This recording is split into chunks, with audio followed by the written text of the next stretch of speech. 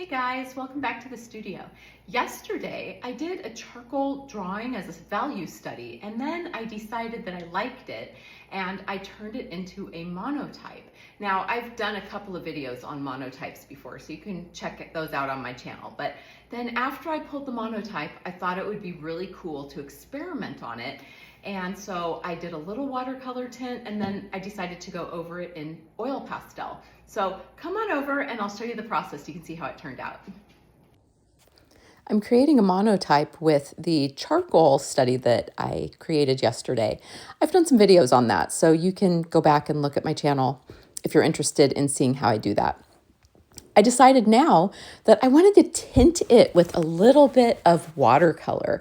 And I just wanted like that old-timey look, and I wanted to see how that would turn out. I'm having so much fun just experimenting on this clear acrylic gesso because it has a little bit of tooth to it. I was able to add watercolor on top of it. It won't, if I used a gloss acrylic to make the monotype transfer, that wouldn't have worked. But because I used a clear acrylic gesso, I was able to add some watercolor on top.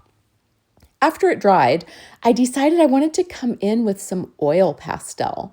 I'm really new to oil pastel, so if any of you have any tips along the way for me, let me know if there's anything I can do to improve, or, I'm still learning a lot about them, but I'm having a blast.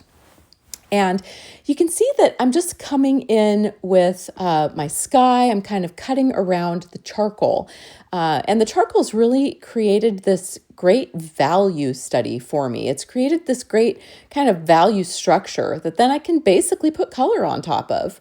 I could have also done this with soft pastel, but I've been enjoying experimenting. I actually got this beautiful full set of Sennelier pastels in exchange for some mentor sessions from a student of mine. So that was pretty awesome. And I think she thought so too. So it was a win-win.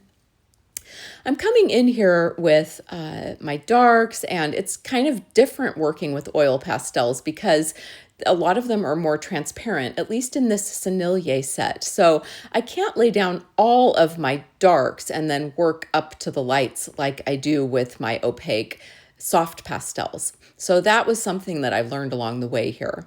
I'm also coming in with some Gamsol, which is essentially odorless mineral spirits, and I'm rubbing out the oil pastel and essentially turning it into an oil paint.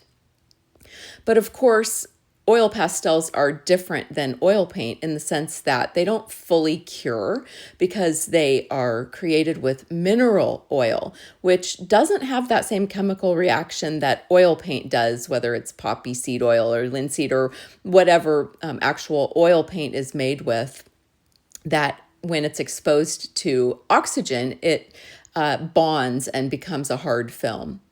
Anyway, I'm experimenting here and I'm coming in with some colored pencil. And I found that it worked as well, as long as I didn't put down too thick of oil pastel.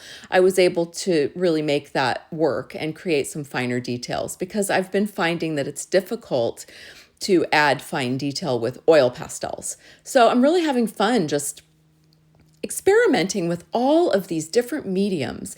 Here I'm coming in with a little bit of more of that Gamsol.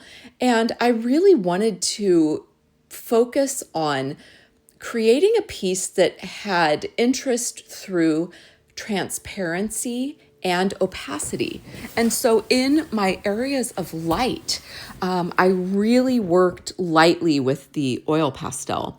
I wanted to let some of that watercolor show through, especially on the ground, and in some of those really light-filled foliage areas at the end of the road. I really had fun creating this piece. I'm working on a Stonehenge paper, which is sort of an all-around great paper. I love it. It's pretty affordable for being an acid-free archival surface, and you can do a lot with it.